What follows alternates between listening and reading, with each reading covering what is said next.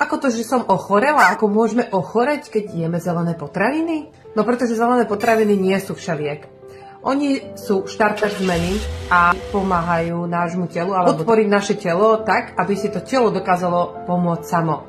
Ale naše zdravie nesúvisí iba s tým, čo jeme, súvisí s inými oblastiami nášho života, či sme spokojní s tým, čo robíme, a naplnení, či máme nejaký pohyb v živote, či ho nemáme príliš veľa, pijeme dostatok dobrej, čistej vody, ako sme na tom s mentálnym nastavením, aké máme prostredie, s kým sa stretávame, či sú to ľudia, ktorí nás podporujú, ako dovolujeme druhým, aby sa k nám chovali, aké máme vzťahy v rodine, s partnermi, či žijeme naplnený život.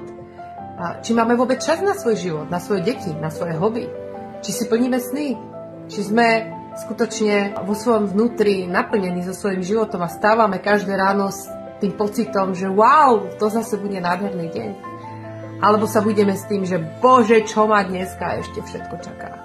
Zdravie je výsledkom mentálneho, psychického, fyzického nastavenia a vždy, keď príde nejaký problém, tak je to iba symbol toho, že sa máme zastaviť. A máme sa zamyslieť, čo nám tak telo ukazuje.